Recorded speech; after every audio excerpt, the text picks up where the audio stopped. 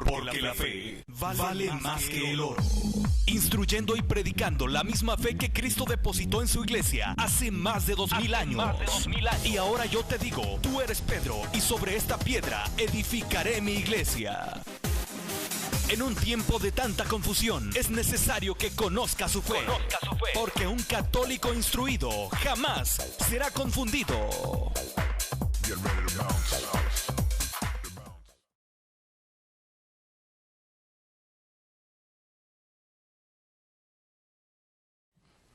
Y pues vamos a prepararnos, así como nos decía nuestro hermano Guillermo, a escuchar. Que este corazón venga como una esponja absorbente de todo lo que aquí podemos aprender, de todo lo que aquí se puede edificar nuestro conocimiento de nuestra fe. Pues aquí tenemos a nuestros hermanos. Bienvenido, Pastor Medardo. Mucho gusto en conocerlo. Bienvenido a este pueblo de Dios, a esta ciudad de Los Ángeles. Y pues al hermano Salvador también, bienvenido. Y pues yo voy a proporcionar a ustedes estas preguntas, de las cuales yo sé que el pueblo de Dios está ansioso por escuchar sus respuestas. Y hermanos todos en Cristo, en esta hora trataremos los temas sobre el bautismo y la confesión. Por lo que vemos, son temas muy, muy importantes en nuestra religión, en nuestra fe. Por eso necesitamos aprender más. En esta hora, les digo, trataremos sobre el bautismo y la confesión. Y la primera pregunta será para el pastor Medardo Gómez. Hermano, pastor, para los no católicos, ¿el bautismo es válido en los niños? ¿Y qué nos puede decir usted acerca de esto? Sobre el bautismo, que sí es válido en los niños. Y pues le damos 13 minutos para que nos dé su respuesta. Gracias de antemano. Nuevamente el Señor les bendiga a todos. Estamos aquí para hacer conocer la verdad bíblica, y como la misma palabra dice, la verdad os hará libres. No estamos para condenar a nadie, sino que para saber la verdad de la palabra del Señor. Nosotros los evangélicos nos basamos en que el bautismo para infantes no es válido porque no encontramos prueba de ello en la palabra del Señor. No encontramos ninguna prueba en el Nuevo Testamento y en ningún lugar, mucho menos en el Antiguo Testamento, no encontramos de que los infantes fueran bautizados. No se encuentra. Y en eso nos basamos nosotros, en decir que no es válido el bautismo para un infante. Nos basamos en que cuando Jesús, el Señor, dijo: vayan, hagan discípulos y luego bautícenlos, se refería a que aquella persona que fuera bautizada tenía que ser discípulo primero. No podía ser bautizado si no era discípulo. Y para ser discípulo tenía que tener la capacidad de ser discípulo, de discernimiento, de comprensión de lo que era ser discípulo. Tenía que tener la capacidad para esta persona a la cual se le iba a bautizar reconocer una fe, reconocer a Cristo como su Salvador, reconocer todas sus enseñanzas, para él mismo reconocerlo y luego ser bautizado y estar consciente. Un infante no puede reconocerlo. Un infante no tiene la capacidad para reconocer. Entonces nos basamos nosotros en eso. Y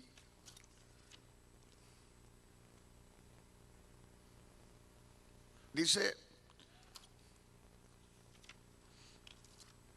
quiero leerle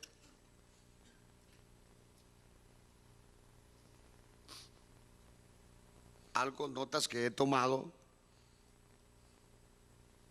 en que los católicos se basan, he tomado unas notas, por ejemplo, para bautizar a las personas, argumentan, dice ellos, en la circuncisión. No sé si eso es cierto. Para darle validez al bautismo infantil como un reemplazo cristiano del Antiguo Testamento o pacto judío de la circuncisión. Y en alguna manera se ve esto justificado, dice, para ello a partir de esta.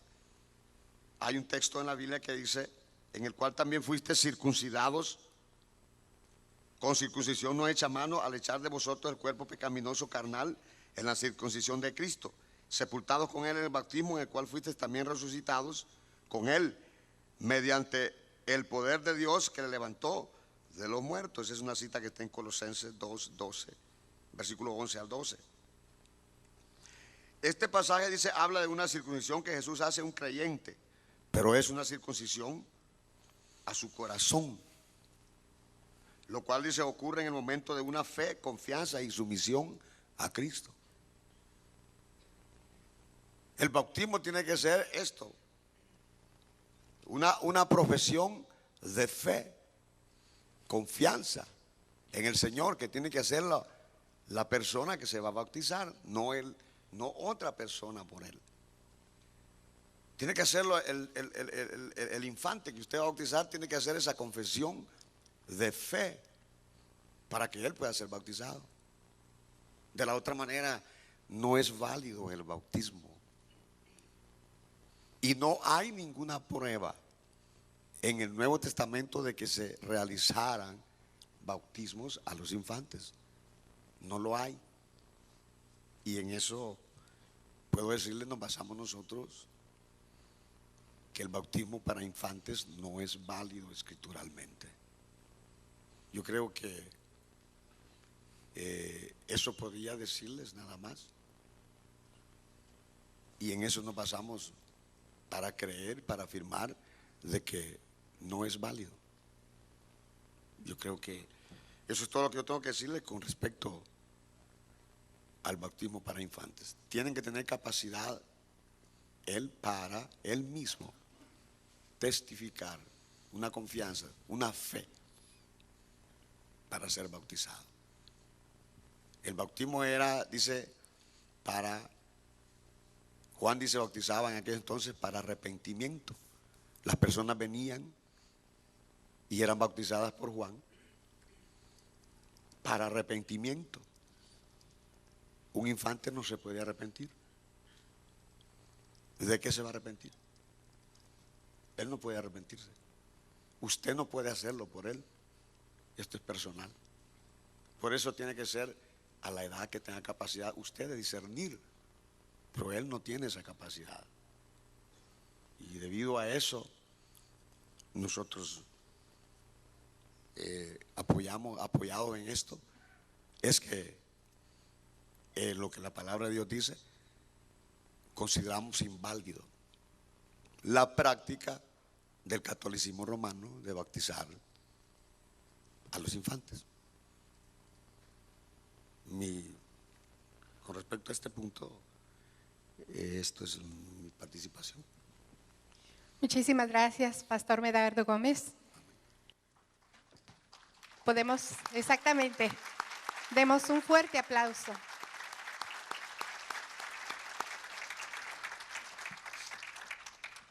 Y ahora le haremos esta misma pregunta al hermano Salvador Melara. Y me dirijo a usted.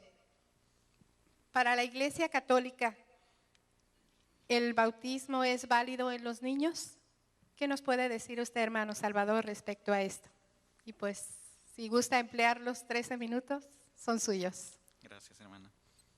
Gracias, hermana. Bueno, si el bautismo de infantes es válido en la Iglesia Católica, definitivamente sí, es válido. Y no es válido por un mero capricho, sino que todo tiene su lógica, todo tiene su explicación. Y nada, y esto yo lo quiero iniciar, pues con esto quiero iniciar este tema y pues los que siguen.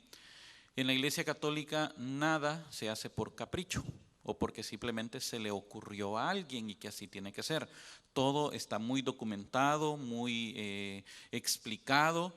El problema, y se lo estoy hablando pues como un ex evangélico, que yo, al igual que mi hermano pastor, yo no creía en eso, porque incluso yo fui bautizado de niño, porque yo vengo de una familia católica. Igual que la mayoría, quizás el 98%, 97, 98% de los que no son católicos ahora, pues vienen de familias católicas. Ahora, a mí me bautizaron el 17 de septiembre de 1967, yo tenía 17 días de nacido. Es lógico, no me acuerdo. No me acuerdo. Cuando yo llego a la iglesia evangélica en el mes de agosto de 1983, a los 16 años, pues me empiezan a decir que tenía que volverme a bautizar porque mi bautismo no era válido, porque yo no lo había hecho conscientemente y tenía que volverme a bautizar. Así que ustedes, si han escuchado mi testimonio, a mí me metieron en una pila y me bautizaron en el nombre del Padre, el Hijo y el Espíritu Santo y me zambulleron. Con el tiempo yo encuentro a otra persona evangélica que me preguntó si me habían bautizado en pila o en río. Yo le dije que me habían bautizado en pila y me dijo que mi bautismo no era válido, que tenía que bautizarme en río para que el agua se llevara mis pecados al fondo del mar. Luego encuentro a otro que me dice que tampoco mi bautismo era válido porque me habían bautizado en el nombre del Padre, el Hijo y el Espíritu Santo, cuando dice la Biblia en el libro de los Hechos que tenían que bautizarme en el nombre de Jesucristo. Cuando yo empiezo a ver todas esas cosas y esas discrepancias, yo comienzo a decir, bueno, ¿y realmente qué es lo que enseña la doctrina? ¿Cómo es la cosa? Porque aquí a mí me dijeron una cosa, pero ahora encuentro otro que dice otra, y aquel dice otra, que él dice otra, que él dice otra. Cuando yo comienzo a estudiar la doctrina católica y empiezo a buscar las razones, uno de los primeros enunciados que yo encuentro en el Catecismo de la Iglesia Católica es el Credo de Nicea-Constantinopla, que yo me lo podía de memoria porque a mí me lo enseñaron de niño, hermanos. Y en el credo de Nicea-Constantinopla, y se llama credo de Nicea-Constantinopla porque ese credo pues fue, como decirle, establecido en el concilio de Nicea en el año 325. ¿Qué año, hermanos? ¿En qué año estamos hoy? O sea, ¿hace cuántos años? Más de los que nosotros tenemos aquí. Y luego en el concilio de Constantinopla fue reafirmado en el año 381. Entonces, a partir, imagínense, hace cuántos siglos, pero déjeme decirle una cosa, el hecho que una doctrina o una enseñanza de la iglesia oficialmente haya sido establecida en un concilio, no quiere decir que se la sacaron de debajo de la manga los obispos en ese momento y dijeron, ok, a partir de ese momento vamos a creer esto. No, todas las declaraciones de fe y dogmas de la iglesia, cuando son establecidas en un concilio, es porque ya tienen años de estarse creyendo y practicando dentro de la iglesia cristiana. Entonces, dice una parte, uno de los enunciados del credo de Nicea-Constantinopla, confieso que hay un solo bautismo para el perdón de los pecados. Aquí viene el primer punto. A mí me enseñaron en la iglesia evangélica que el bautismo es un mandamiento de obediencia, pero que no me limpia mi pecado. Y pues yo tengo que hacerlo conscientemente porque también es un mandamiento, y lo acaba de mencionar el pastor, es un mandamiento de arrepentimiento. Yo tengo que arrepentirme, pero si yo soy un niño no tengo pecado de que arrepentirme porque yo soy un niño, no tengo todavía la conciencia de pecado. Pero aquí viene la cuestión, hermanos. ¿Será cierto que nosotros nacemos sin pecado, inmaculados? En el Salmo 51, imagínense, miles de años antes de Cristo, antes de la iglesia, el rey David escribe en el Salmo 51, porque en pecado me concibió mi madre. En maldad fui engendrado, en pecado me concibió mi madre. Aparte de eso, hay otras referencias también en el Nuevo Testamento que habla con respecto a un detalle que se le llama el pecado original, que tampoco se cree fuera de la iglesia católica. Ahora, en el catecismo vamos a leer qué es lo que dice, porque aquí yo vengo a plantear lo que la iglesia enseña. El catecismo, numerales 1213 dice, el santo bautismo es el fundamento de toda la vida cristiana, el pórtico de la vida en el espíritu y la puerta que abre el acceso a los otros sacramentos. Y esto incluso se practica fuera de la iglesia católica, porque yo recuerdo que cuando yo ya estaba en la iglesia evangélica, a mí me dijeron que yo podía pues participar en los cultos, podía pues hacer pues lo que se tenía que hacer, pero tenía que abstenerme de la Santa Cena, cuando sea el tema de la Eucaristía, vamos a hablar sobre eso, hasta que yo no hubiera sido bautizado en agua. O sea que incluso al bautismo fuera de la Iglesia Católica se le da cierto nivel como de prioridad. Usted no puede participar de la mesa del Señor si usted no tiene primero el bautismo en agua. Exactamente lo mismo de la Iglesia Católica, porque es el bautismo el que abre el acceso a los otros sacramentos. Por el bautismo somos liberados del pecado y regenerados como hijos de Dios. Llegamos a ser miembros de Cristo y somos incorporados a la iglesia y hechos partícipes de su misión. El bautismo es el sacramento del nuevo nacimiento por el agua y la palabra. Primero voy a leer todo lo que dice el catecismo y después lo vamos a explicar por el tiempo. Este sacramento, versículo, numeral 1215, este sacramento es llamado también baño de regeneración y renovación del Espíritu Santo, basado en Tito 3:5, porque significa y realiza ese nacimiento del agua y del Espíritu, sin el cual nadie puede entrar en el reino de Dios. Una vez llega un hombre llamado Nicodemo donde Jesús y le dice: ¿qué tengo que hacer para nacer de nuevo? ¿Qué tengo que hacer para ganar, para heredar la vida eterna? ¿Qué tengo que hacer para entrar? Pues, y Jesús le dice: te es necesario nacer de nuevo. Y este hombre le dice: pero ¿y cómo va a ser eso? Tengo que volver a entrar al vientre de mi madre. Y le dice Jesús algo bien claro: el que no nace de agua y del Espíritu no puede entrar. Agua es bien importante, porque es necesaria el agua del bautismo para limpiar esa mancha. Que la mancha del pecado pues es la mancha que nosotros recibimos por herencia del pecado de nuestros primeros padres, Adán y Eva. No es la concupiscencia, esa nunca se la va a quitar usted. Hasta que usted se muera, hasta ese día se va a morir junto con usted. Y la concupiscencia es la naturaleza, la inclinación que todos los seres humanos tenemos al pecado. Porque como dice la palabra, no hay justo ni aun uno. Y el que aquí no dice que venga a decirme que no peca, ese es el primer de todos los mentirosos. Porque aquí todos pecamos. Aquí somos santos pecadores. Ahora, en el numeral 404 del catecismo habla sobre el pecado original. Como el pecado de Adán vino a ser el pecado de todos sus descendientes, o pregunta dice, ¿cómo el pecado de Adán vino a ser pecado de todos sus descendientes? Todo el género humano es en Adán como el cuerpo único de un único hombre.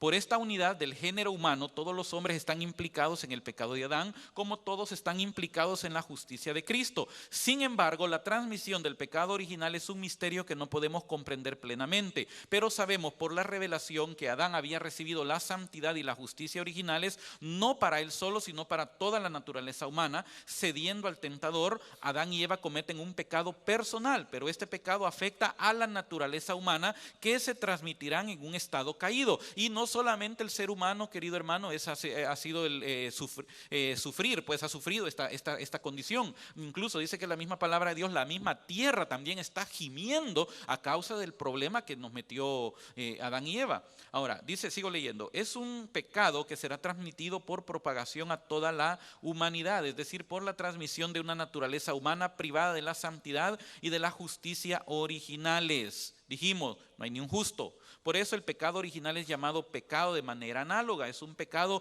contraído, no cometido, un estado y no un acto que nosotros hayamos hecho. Ahora, ¿qué es lo que va enseñando la palabra de Dios? Hoy vamos a ir hablando con la palabra de Dios con respecto al bautismo.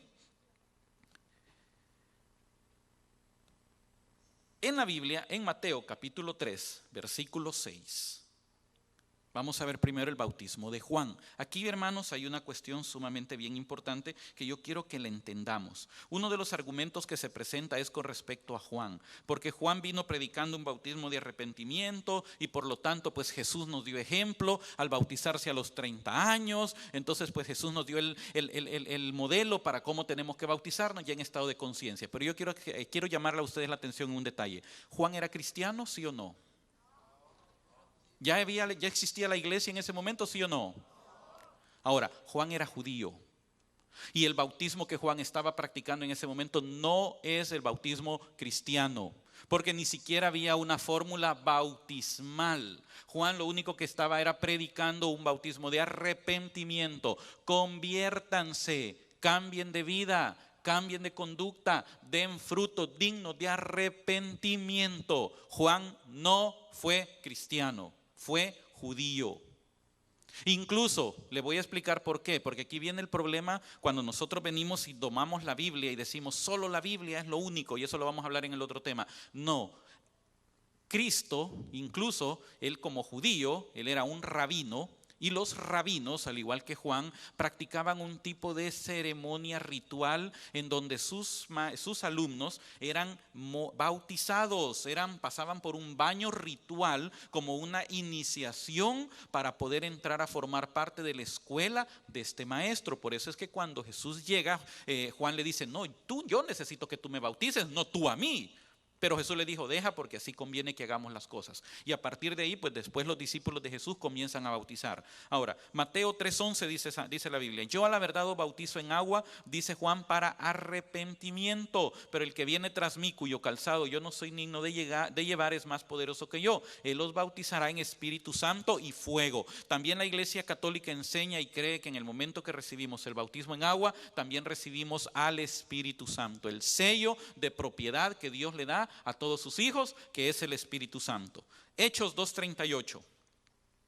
Marcos 16:16. Jesús dijo, el que creyere y fuere bautizado será salvo. ¿Por qué el bautismo? ¿Por qué bautizado? Porque limpia esa mancha de pecado. Si fuera mente sola por ser salvo, solo por creer, Jesús no hubiera dicho el que creyere y fuere bautizado. Así que el bautismo es algo bien importante. Luego Hechos 8:36 al 37. Y yendo por el camino llegaron a cierta agua y dijo el eunuco, aquí hay agua, ¿qué impide que yo sea bautizado? Felipe le dijo, si crees de todo corazón, bien puedes. Pero yo quiero empezar a enfatizar algo bien importante aquí. Cuando comienza el mensaje del evangelio, ¿a quiénes se les fue a predicar? ¿A los niños o a los adultos? ¿A quiénes le predicó Jesús? ¿A los niños o a los adultos? ¿Desechó Jesús a los niños? Porque Jesús le dijo, dejen que los niños también vengan a mí, porque de ellos es el reino. Y el que no se haga como ellos, no entra. O sea que realmente, gloria al Señor. Los niños, ellos son los verdaderos herederos del reino. Nosotros vamos de metidos, hermano. Sí, es cierto. Ahora, el mensaje se comienza a predicar a los judíos, a los gentiles, adultos. Son los primeros que comienzan a bautizarse. Luego en Hechos 22:14, él le dijo, el Dios de nuestros padres, Hechos 22:14 al 16, te ha escogido para que conozcas su voluntad y veas al justo y oigas la voz de su boca, porque serás testigo suyo a todos los hombres de los que has visto y oído. Ahora pues, ¿por qué te detienes? Levántate y bautízate y lava tus pecados, invocando su nombre. Lava tus pecados, levántate, bautízate y lava tus pecados. Así que el bautismo, aquí tenemos otra referencia que limpia ese pecado. Ahora, aquí es donde yo quiero empezar ya a enfatizar. Se predica a los adultos, se convierte este adulto. Pongamos en el ejemplo, yo me convierto a Cristo, yo soy un pagano. O sea, yo soy adorador de los dioses romanos de esa época. Pero ahora yo vengo y creo en el Cristo que están predicando estos judíos. Y yo reconozco ahora que ya el César no es el Señor, que Zeus no es Dios, que Afrodita y todos esos dioses, sino que ahora yo empiezo a creer que hay un solo Dios y que Jesucristo es el Hijo de Dios, es Dios que bajó a la tierra. Y yo pongo mi fe en Él. Ya creí yo, pero yo tengo mi esposa y tengo 2 hijos. Ahora ya creyó mi esposa también conmigo. ¿Qué pasa con estos niños? ¿Tengo que esperar que ellos crezcan para que ellos crean? Tengo que esperar que ellos lleguen a cierta edad de conciencia para decirle, vaya hijo, hoy ya está grandecito, hoy te voy a evangelizar, fíjate que esto. ¿Y qué tal que ese muchachito decide no creer? Acuérdese que incluso el mismo mandamiento de la ley judía decía que a los padres les ordenaba, y estas palabras se las enseñarás a tus hijos al levantarte, al acostarte en el camino. Porque yo le hago una pregunta, estos niños eran judíos cuando llegaban al bar mitzvah, cuando hacían ya su celebración a los 12, 13 años, o eran judíos desde que nacían.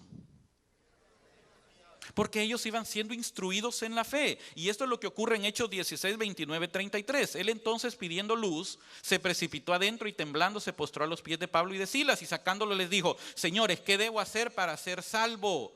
Ellos dijeron, cree en el Señor Jesucristo y serás salvo, solamente tú. ¿Cómo dice? Serás salvo tú y tu casa. ¿Quién era el que tenía que creer? Este hombre. Porque aquí no le está diciendo, tienes que creer en el Señor Jesucristo tú y también tu esposa, y ya cuando tus hijos crezcan, entonces ahí les enseña. No, está diciendo, serás salvo tú y tu casa. Y él, tomándolos en aquella misma noche, hora de la noche, les lavó las heridas y enseguida se bautizó él con todos los suyos. No hay una referencia que diga que se bautizaron niños, pero tampoco no hay ninguna referencia que diga que no se bautizaron niños. Al contrario, cuando habla que se bautizó con todos los suyos, que se bautizó con toda su casa, en toda casa siempre hay niños, hermanos. Siempre hay niños, por lo general siempre hay niños. Y cuando creían esta gente, se bautizaban con todas sus familias, incluyendo los niños. Ahora, en el numeral 1231 del catecismo dice: desde que el bautismo de los niños vino a ser la forma habitual de celebración de este sacramento, este se ha convertido en un acto único que integra de manera muy abreviada las etapas previas a la iniciación cristiana. Por su naturaleza misma, el bautismo de niños exige un catecumenado postbautismal. Aquí viene lo importante. A mí me bautizaron de 17 días, pero yo no tenía conciencia de lo que había pasado. Pero ahora viene el catecumenado postbautismal. ¿Cuál es la obligación de los padres católicos una vez su hijo es bautizado? Instruir a su hijo en la fe que ha recibido, enseñarle, irle enseñando, y cuando este niño llega a la edad de conciencia, hay otro sacramento que va a la par del bautismo. ¿Cuál es ese sacramento?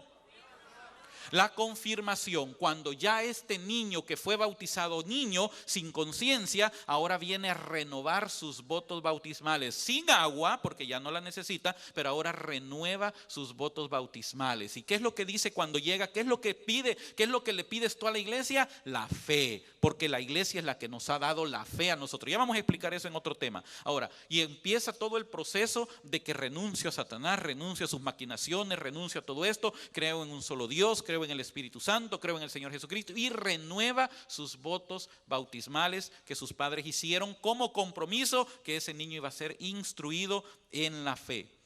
En el numeral 1250, puesto que nacen con una naturaleza humana y caída y manchada por el pecado original, los niños necesitan también el nuevo nacimiento en el bautismo para ser librados del poder de las tinieblas y ser trasladados al dominio de la libertad de los hijos de Dios, a la que todos los hombres están llamados. La pura gratuidad de la gracia de la salvación se manifiesta particularmente en los niños. Por tanto, la iglesia y los padres privarían al niño de la gracia inestimable de ser hijo de Dios si no le administraran el bautismo poco después de su nacimiento.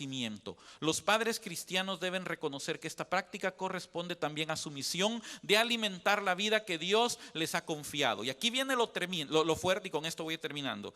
Y me he tomado unos minutitos más los que el pastor dejó. La práctica de bautizar a los niños pequeños es una tradición inmemorial de la iglesia. Está atestiguada explícitamente desde el siglo II. ¿Y en qué siglo estamos? O sea que la iglesia viene haciendo esto antes de que nosotros naciéramos, hermano. ¿Quiénes somos ahora para venir a decirle a la iglesia que está equivocada cuando Dios ha permitido esto? ¿Por cuántos años? Desde el comienzo. Sin embargo, es muy posible que desde el comienzo de la predicación apostólica, cuando casas enteras recibieron el bautismo, se haya bautizado también a los niños. Desde los tiempos más antiguos el bautismo es dado a los niños porque es una gracia y un don de Dios que no supone méritos humanos. Los niños son bautizados en la fe de la iglesia. La entrada en la vida cristiana da acceso a la verdadera libertad. En cuanto a los niños muertos sin el bautismo, por muchos años la gente hablaba de limbo. Hasta que el Papa dijo claramente: el limbo no existe. Y el limbo nunca fue doctrina católica. Nunca el limbo estuvo en el catecismo. Simplemente fue la percepción que algunos pensadores católicos tuvieron y que se expandió y se creyó. Hasta que nuestro Papa ahora, Benedicto XVI, dijo claramente: eso no existe. ¿En qué caso quedan los niños que mueren sin el bautismo? La liturgia de la iglesia nos invita a tener confianza en la misericordia divina y a orar por su salvación. ¿Por qué? Porque la salvación no es de la iglesia, es de Dios. Y eso lo vamos a hablar en el otro tema. Así que gloria al Señor, sí es válido bautizar a los niños. Muchas gracias, hermano Salvador. Pues ahora vamos a pasar a la segunda pregunta, y es en el mismo tema del bautismo y la confesión, solo que ahora pues nos concretaremos a la confesión. Y pregunto yo al pastor Medardo Gómez: para los no católicos, ¿puede un hombre perdonar pecados. ¿Qué nos puede decir, hermano? En ninguna parte de la escritura se enseña eso, que el hombre puede perdonar pecados. El concepto de la confesión de pecados a un sacerdote, comenzando por el Nuevo Testamento, nos enseña que debe haber sacerdotes en el Nuevo Pacto. En su lugar, el Nuevo Testamento enseña que todos los creyentes son sacerdotes. Primera de Pedro 2, 5, 9. Todos los creyentes son sacerdotes, dice.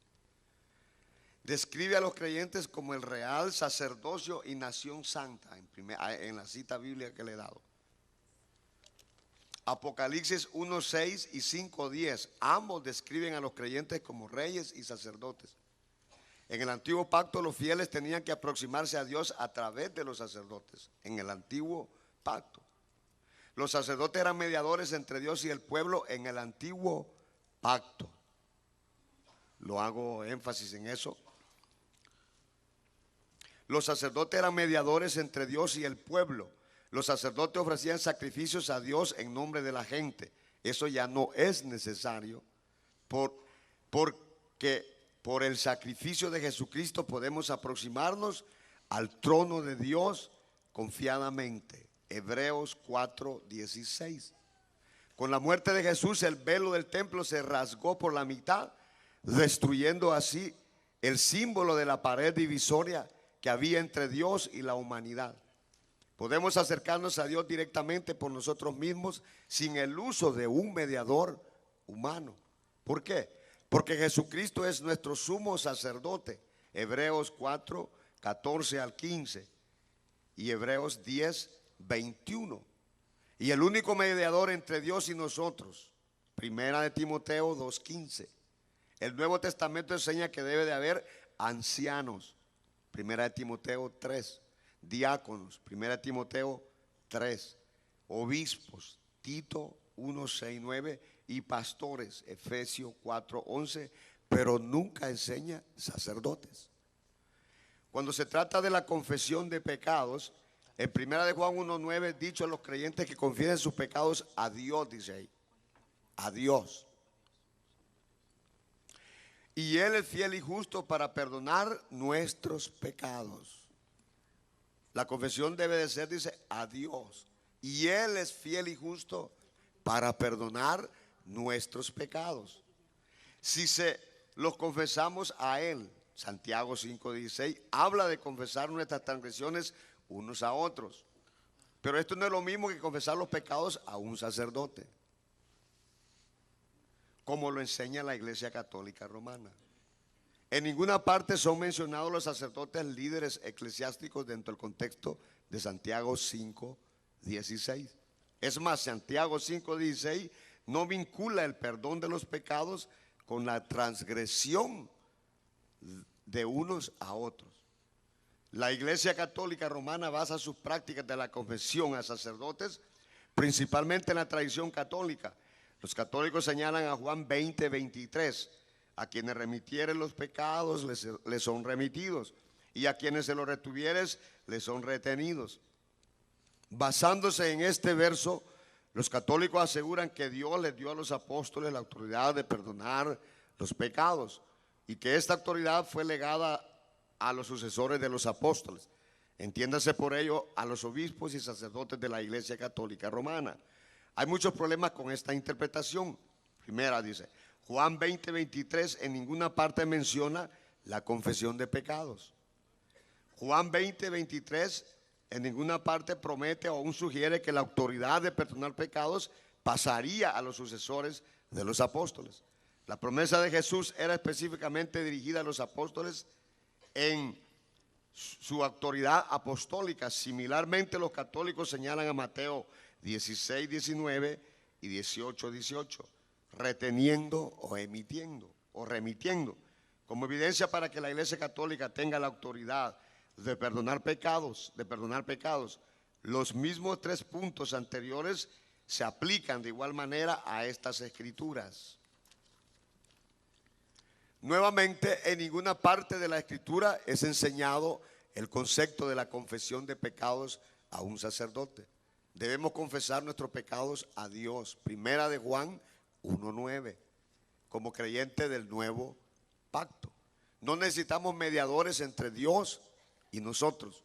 Podemos ir directamente a Dios por el sacrificio de Jesucristo por nosotros. Primera de Timoteo 2:5, porque hay un solo Dios y un solo mediador entre Dios y los hombres, Jesucristo, hombre.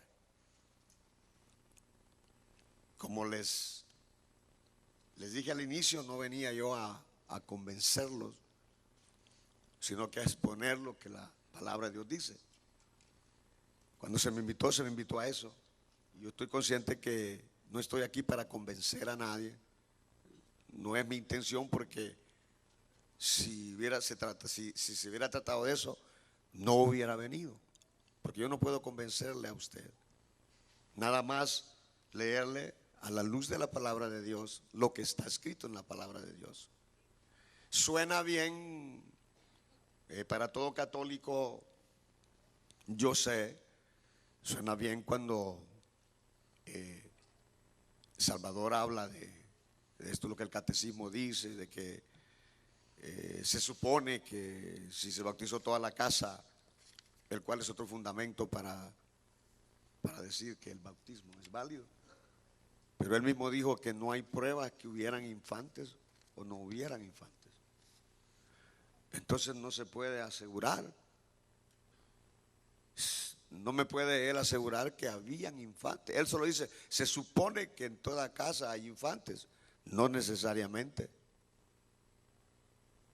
En mi casa no hay infantes y soy una familia.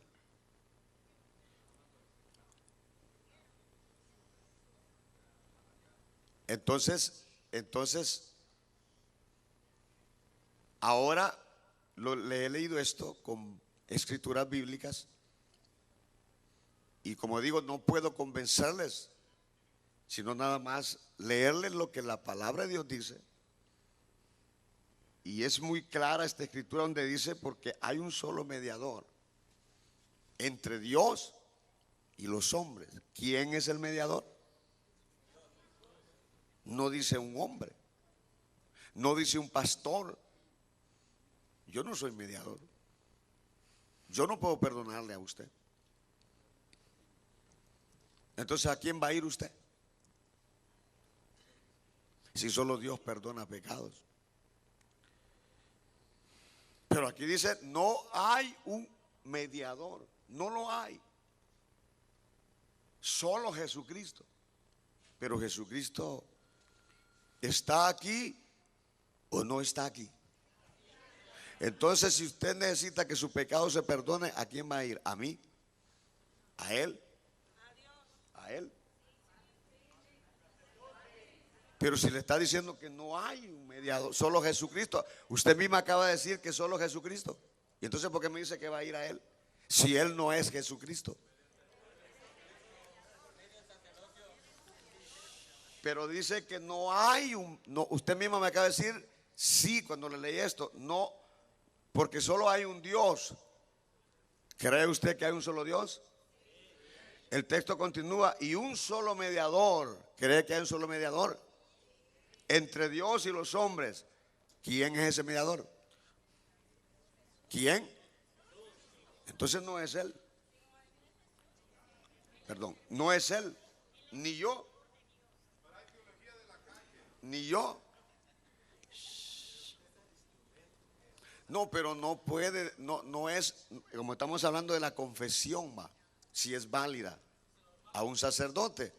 Entonces aquí dice que la confesión, en los versículos le he dicho, que le he citado, dice que debe de ir directamente a Dios. En el antiguo pacto, acuérdense, en el antiguo pacto había un orden sacerdotal donde el sacerdote era mediador. Pero en el nuevo pacto no es necesario. ¿Por qué? Porque nuestro sumo sacerdote es Jesucristo. Entonces, por la fe podemos ir directamente, dice la Biblia aquí, a Él. Sin necesidad, dice, de mediadores. A Él. No hay mediador. Lo dice bien claro, porque yo no sé cómo, como no vengo a convencerlo, no sé en qué lenguaje decirle, porque hay un solo Dios y un solo mediador entre Dios y los hombres, Jesucristo hombre. Eso es simple. Eso no tiene por qué estarle sacando tanta. Hubo en el antiguo pacto, hubieron sacerdotes que mediaban por los pecadores, pero ahora dice la Biblia, tenemos nuestro sumo sacerdote que es Jesucristo, y ya no hay mediadores. No, Él no los perdonaba. Esa es la equivocación. Por eso le diría aquí donde dice, donde los católicos se basan: a quien remitieres los pecados le serán perdonados. Pero eso no nos dice que el hombre tiene capacidad de perdonar los pecados. No habla de darle autoridad a ningún apóstol, a ningún ministro, a ningún hombre de esta tierra, porque lo dice Timoteo 2:5. No hay un hombre mediador, solo Jesucristo. Por la fe podemos ir a Él, por la fe. No intermediarios, no hay mediadores entre Dios y los hombres ahora. Es por la fe. Usted puede ir al creer en Jesucristo directamente a Él. Si todos ustedes profesan, como lo hacen, que creen en Jesucristo, no necesitan otro mediador, porque Él es el sumo sacerdote. ¿Para qué voy a necesitar yo a Él o a Él? Para ir a Él que me perdone, si Él no puede perdonar pecados. ¿Puede o no puede usted perdonar pecados? Perdón. No me dijeron eso a mí. Bueno, entonces no puede. No se puede. Entonces, ¿puede usted perdonarle pecados a otro? ¿Puede?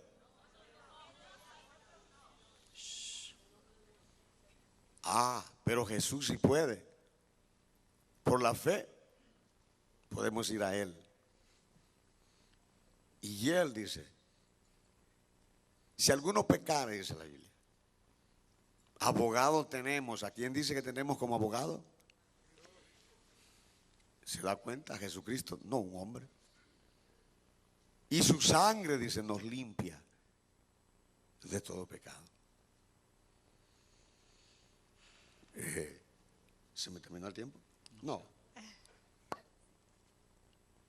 3. Entonces, esto es lo que la Biblia enseña. Esto es lo que los evangélicos creemos, sostenemos y predicamos y enseñamos. Y eso es lo que la Biblia dice.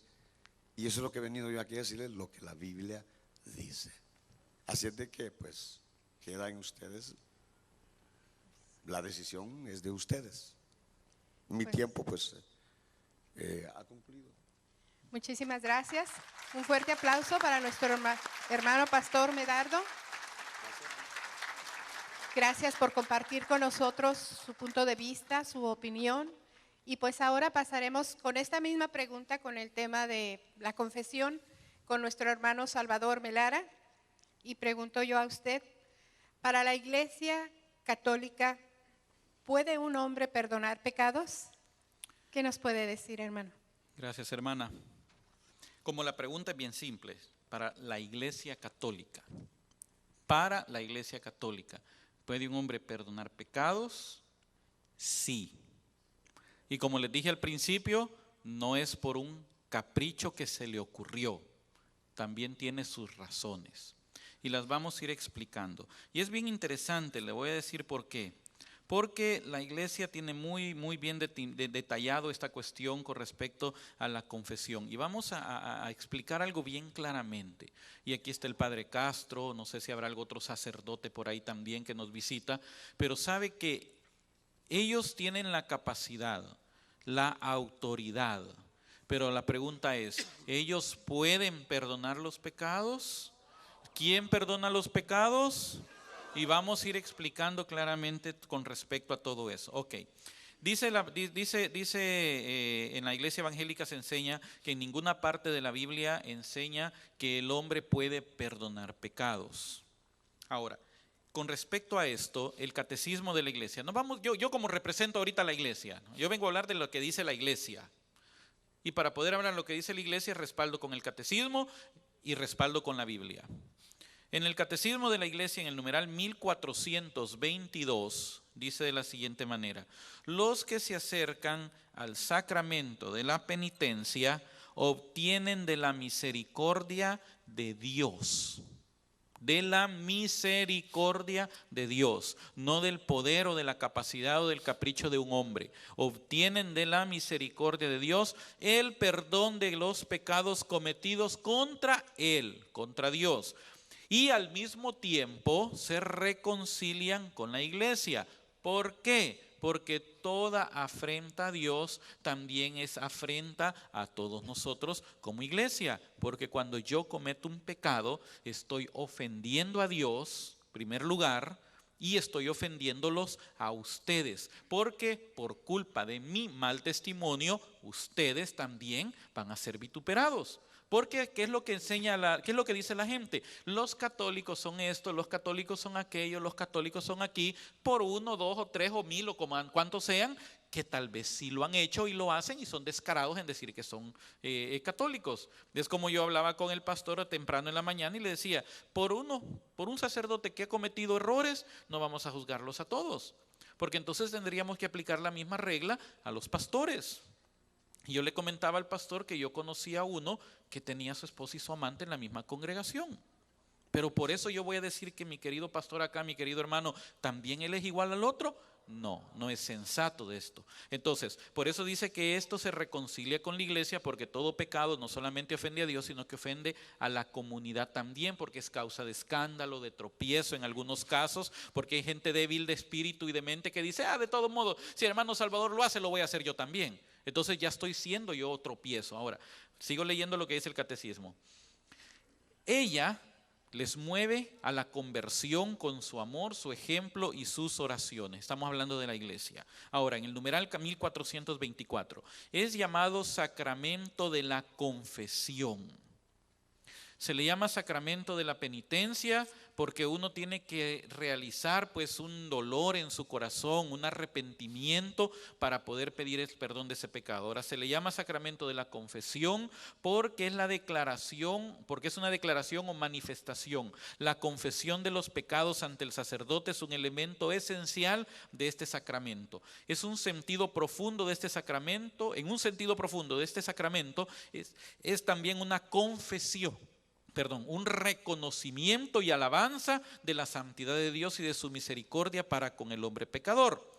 Se le llama sacramento del perdón por la absolución sacramental del sacerdote. Y escuche lo que dice la iglesia. No es como se le enseña a uno al otro lado. Escuche cómo es. Dice, Dios concede al penitente el perdón y la paz. ¿Quién lo concede? ¿Lo concede el sacerdote?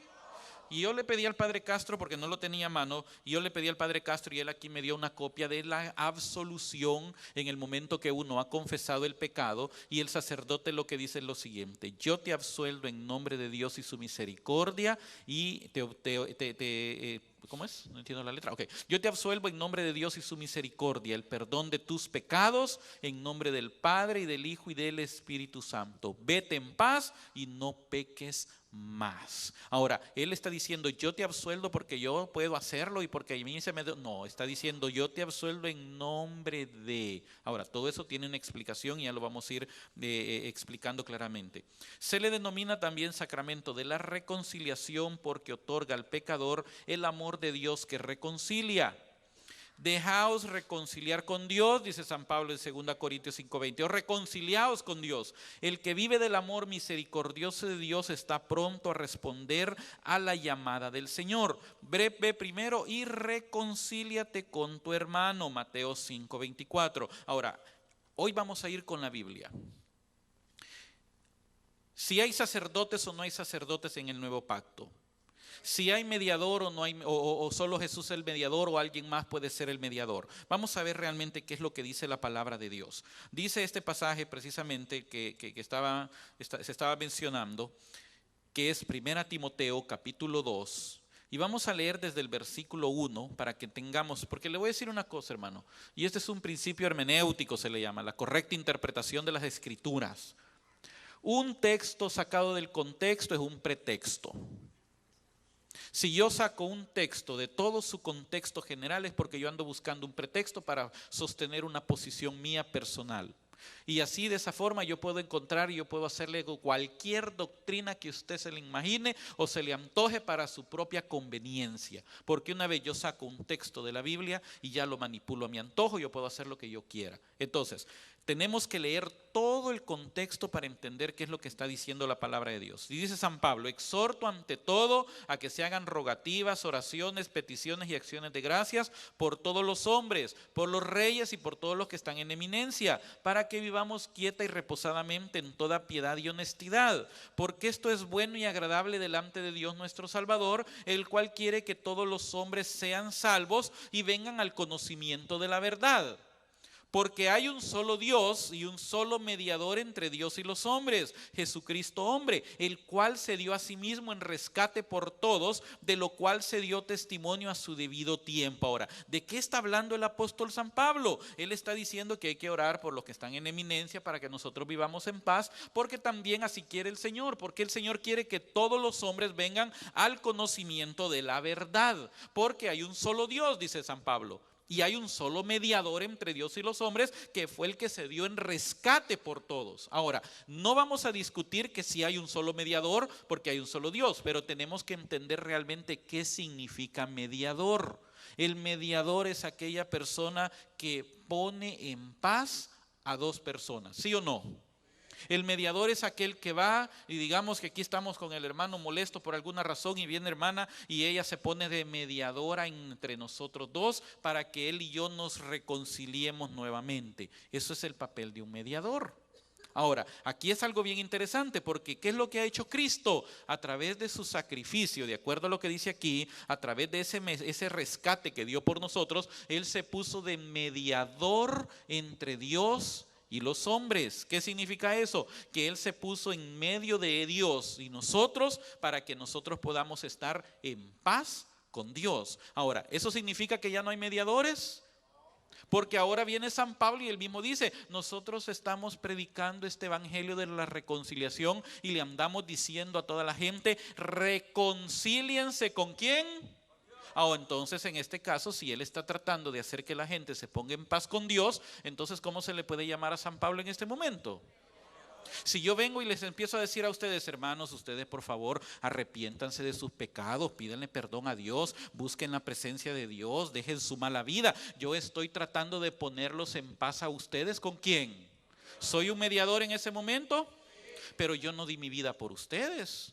Yo no di mi sangre por ustedes. ¿Por qué? Porque yo no soy Cristo. Pero ¿qué es lo que yo estoy haciendo? Estoy presentándoles a aquel mediador que sí dio su vida en rescate por nosotros. Esa es precisamente la labor, hermanos. Gloria al Señor. Ahora, vamos a ver cómo lo dice la palabra de Dios. La confesión de pecados, queridos hermanos, sí es bíblica. Sí está en la Biblia. Y yo le voy a mencionar dos pasajes en el Antiguo Testamento, o un pasaje en el Antiguo Testamento, para que usted se dé cuenta que incluso en el Antiguo Testamento había confesión de pecado. Proverbios 28:13. El que encubre sus pecados no prospera, mas el que los confiesa y se aparta alcanzará misericordia. ¿Los confiesa? ¿Dice los confiesa?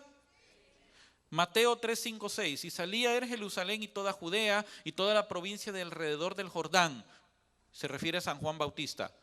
Y eran bautizados por él en el Jordán, confesando sus pecados. Entonces, si decimos que no necesitamos confesarlo, ¿por qué llegaron confesando sus pecados donde Juan? Si no hay necesidad de hacerlo. Y ahora Hechos 19, 18. Y muchos de los que habían creído venían confesando y dando cuenta de sus hechos. Confesando. ¿A quiénes? A los apóstoles. ¿Por qué confesaban sus pecados? Lo que dice el numeral 1441. Y fíjese que así comienza el encabezado de este numeral del catecismo. Solo Dios perdona los pecados. Solo Dios perdona los pecados, de acuerdo a Marcos 2:7. Porque Jesús es el Hijo de Dios, dice de sí mismo, el Hijo del Hombre tiene poder de perdonar los pecados en la tierra y ejerce ese poder divino. Tus pecados están perdonados. Más aún, en virtud de su autoridad divina, Jesús confiere este poder a los hombres para que lo ejerzan en su nombre. Y el texto que mencionaban, Juan 20, 21 al 23, que dice, entonces Jesús les dijo otra vez, paz a vosotros. ¿A quiénes les dijo? A los apóstoles. Como me envió el Padre, así también yo os envío. Habiendo dicho esto, sopló y les dijo, recibid el Espíritu Santo. A quienes remitiereis los pecados les quedan remitidos, y a quienes se los retuviereis les son retenidos. A Pedro le dijo, todo lo que tú atares en la tierra quedará atado, y lo que desates quedará desatado. ¿Por qué? Le está dando autoridad a él, le dio autoridad a los apóstoles. ¿Y por qué ellos tienen autoridad para hacerlo? Porque los obispos son los sucesores de los apóstoles. Pablo le dijo a Timoteo, ve y encarga a hombres fieles para que continúen y aprendan lo que tú les vas a enseñar y continúen haciendo esto. Y los obispos nombraban a sus delegados, que se llamaban presbíteros, los que hoy les llamamos sacerdotes, presbíteros, y ellos recibían también la misma autorización y autoridad de predicar y de remitir pecado. Jesús lo dijo claro, clarito, está aquí. A quienes a ustedes les perdonen, les quedan perdonados, y a los que no, no. ¿Por qué? Como dice el hermano, ¿por qué vamos a andar buscando 5 patas al gato si tiene 4? Claramente dice, a quienes les remitieren los pecados, les son remitidos. Y le dio esa autoridad a los apóstoles y por consiguiente a sus sucesores. Amén. Así. Amén.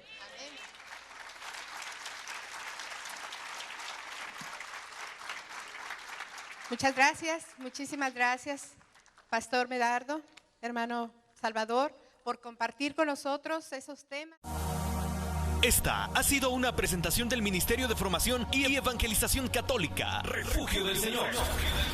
Si desea obtener una copia de este material o invitarnos a su comunidad para compartir la riqueza de nuestra fe católica, comuníquese con nosotros al 323-226-9400 o puede visitar el www.refugiodelsenor.org. Ayúdenos a continuar esta gran obra, no haciendo copias de este material sin autorización del Ministerio Refugio del Señor, porque un católico instruido jamás será confundido.